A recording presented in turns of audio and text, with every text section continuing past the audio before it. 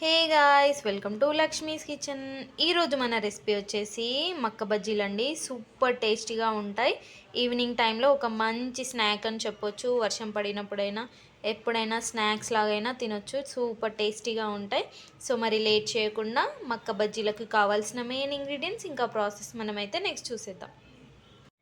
Friends, మక్క బజ్జీలకు కావాల్సిన main ingredients వచ్చేసి ఇవి కార్న్ మేము ఇలా తీసేసి పెట్టుకున్నాం. ఇలా మంచిగా పెట్టుకొని పక్కన పెట్టేసుకోండి. ఇలా నెక్స్ట్ వెల్లుల్లి ఒక 15-20 వరకు వెల్లుల్లి తీసుకోండి. నెక్స్ట్ 4 గ్రీన్ చిల్లీస్ తీసుకోండి. కొద్దిగా జీలకర్ర. ఇవి మన మెయిన్ ఇంగ్రీడియంట్స్. నెక్స్ట్ అయితే మనమైతే ప్రాసెస్ చూసేద్దాం. నెక్స్ట్ ప్రాసెస్లో ఏం చేద్దామంటే ఒక మిక్సీ జార్ తీసుకొని ఇందులోకి మనం వలిచి పెట్టుకున్న కార్న్ ఉన్నాయి కదా, అవి వేసుకోండి. అందులోకే గ్రీన్ చిల్లీ ఇలా 2 పీసెస్గా కట్ చేసి వేసుకోండి. ఆ తరువాత జీలకర్ర ఇంకా వెల్లుల్లి కూడా యాడ్ చేసుకొని దీన్ని గ్రైండ్ చేసుకోండి. ఎంతవరకు గ్రైండ్ అవ్వాలి అని మేము మళ్ళీ గ్రైండ్ అయ్యాక చూపిస్తాం. ఇలా మెత్తగా గ్రైండ్ చేసుకోండి. ఇలా రావాలి మీకు. ఇలా వచ్చాక తీసేసుకొని పక్కన పెట్టేసుకోండి. మిగతా అన్నిటినీ ఇలా ఒలిచిపెట్టుకున్న మొక్కజొన్ననంతా మీరైతే గ్రైండ్ చేసుకోండి. ఇలా మెత్తగా గ్రైండ్ చేసుకున్న ఈ కార్న్లోకి మీరు కట్ చేసి పెట్టుకున్న కొత్తిమీర యాడ్ చేసుకోండి. ఆ తర్వాత కరివేపాకు కూడా యాడ్ చేసుకోండి. ఇందులో వాటర్ ఏమి యాడ్ చేయకండి గ్రైండ్ చేసేటప్పుడు.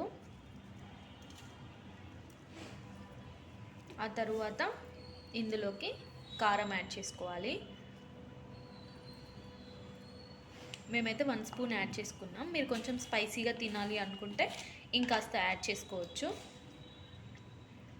టేస్ట్కి తగ్గంత సాల్ట్ చూసి వేసుకోండి. ఇవన్నీ మిక్స్ చేయండి. మిక్స్ చేసే ముందు కొద్దిగా వాము యాడ్ చేసుకోండి. యాడ్ చేసుకొని బాగా మిక్స్ చేయండి. ఇలా మంచిగా మిక్స్ చేసుకొని సైడ్కి పెట్టేసుకోండి. ఈలోపు ఒక కడాయి తీసుకొని ఇందులోకి డీప్ ఫ్రైకి తగ్గంత ఆయిల్ వేసుకొని ఈ ఆయిల్ బాగా హీట్ అవ్వనివ్వండి. ఆయిల్ హీట్ అయ్యే వరకు హై ఫ్లేమ్లో పెట్టి ఆ తర్వాత మీడియం ఫ్లేమ్లోకి టర్న్ చేసుకొని మనం కలుపుకున్న ఈ బజ్జీ పిండికి కొంచెం కొంచెంగా తీస్తూ ఇలా బజ్జీలాగా వేసేసుకోండి. ఇలా కొంచెం కొంచెంగా తీస్తూ ఇలా వేసేసుకోండి బజ్జీలాగా.